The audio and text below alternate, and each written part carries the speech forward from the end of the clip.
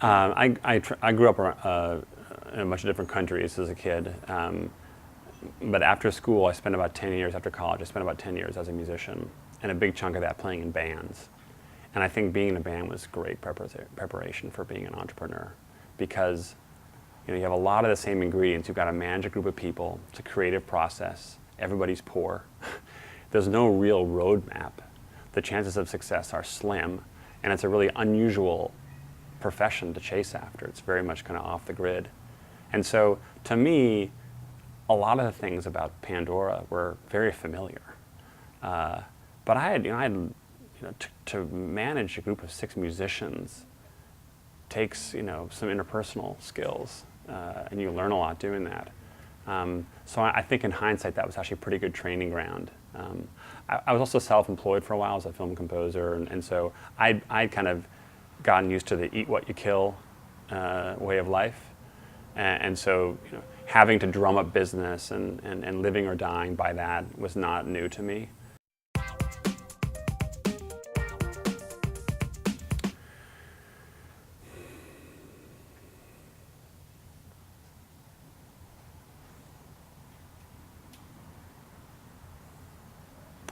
I think there were maybe a couple of moments like that. One is back in late 2003 when I was able to convince a fellow named Bob Kapner to join the company on our board.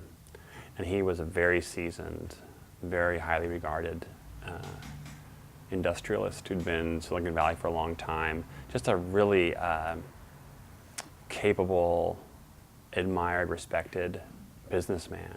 And he just brought this sort of sense of confidence into the company that wound up helping us through a lot of things. And when he joined on, I felt a pretty big surge of, okay, things are going to be okay.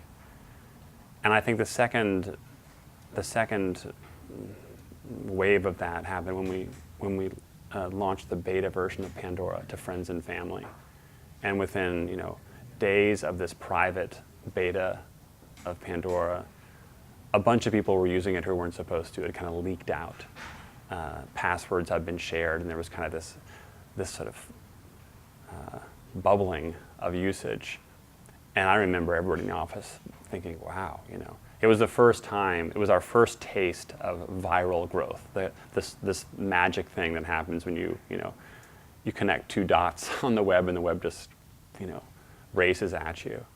And it was small in the scheme of things, but it was completely viral, and it was sort of a big thumbs up that we had gotten from listeners. And I remember when that happened in the office, you could just sort of feel this excitement about, we've got a ways to go, but this is definitely scratching an itch.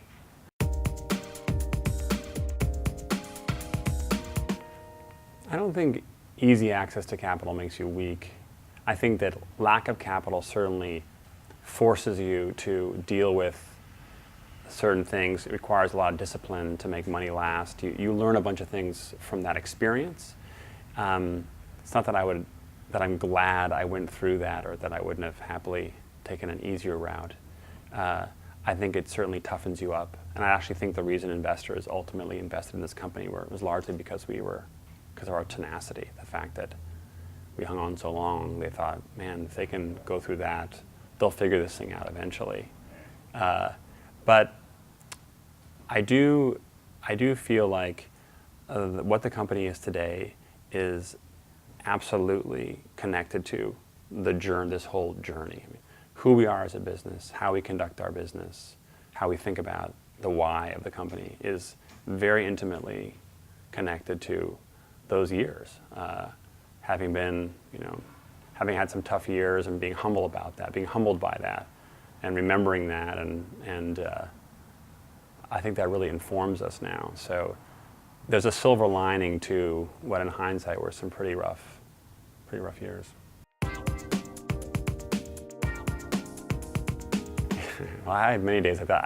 I remember one day flying back into San Jose. I was on a Southwest flight coming from the East Coast, and I used to take the 2-stop Southwest cross-country flight because it was the cheapest. And I'd been in New York for a few days trying to raise money and been turned down, I don't know, half a dozen times or a dozen times by VCs, and landing at 11:30 or something into San Jose, and having taken a red eye out the other direction a few days earlier, and just feeling this weight of the world was on my shoulders. The company was really tough in a tough place. I remember walking out of that plane feeling a bit like a zombie, exhausted, physically exhausted, and I remember that particular evening. Well, I sort of remember kind of a long stretch where getting up in the morning was not a pleasant experience. I think that the beauty of being a founder is that eventually you can get to a place where the morning is the exact opposite, where you get up and go, oh my God, I built this thing and look at it now. And you wake up in the morning with this kind of joy in your head, which is what I feel now. I think that you have a healthy perspective on that, because things can be different. But I'd wake up now early like I always have, but now because I want to get going. So when it rains, it pours. When you really start to get momentum, then a lot of these great things start to happen to you. You're more interesting and compelling as a partner. Your entire business starts to flower, and it's incredibly rewarding. I feel a great amount of satisfaction and pride in it. I also really enjoy watching the people around me at Pandora who are building these things, brick by brick, that are just all thriving and succeeding in their respective areas, whether it's in ad sales or it's in product development or it's listener support or you name it. Seeing everybody just feeling like what they're doing is bearing fruit, and they're really proud about it, and they're enjoying what they do. That is an incredibly powerful experience. Yeah, I'm an entirely different person from when I started this company, for sure. Kind of grown up with Pandora in a way.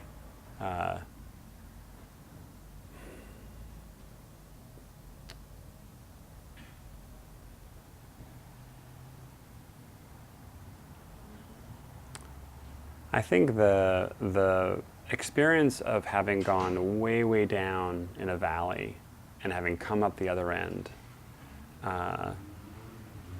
does a lot to your psyche. I think you develop a much stronger sense of self-confidence and can do. I feel like we can do anything. We just got to figure it out. It's humbling. It gives you great perspective on the good things that are happening to you, so you can enjoy them and accept the positive in those things, but you don't get carried away with it. You put it in its context because you've seen the whole spectrum. So I think you have maturity about, okay, we're doing well now, but let's not get carried away. And I think you become a little more mature about how you handle the ups and downs.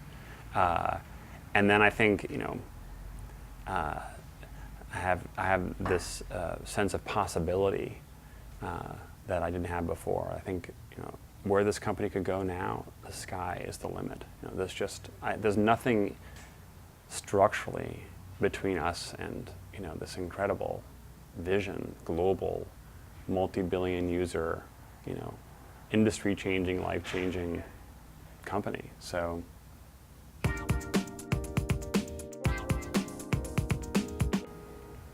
I'd say the first thing is don't do it alone.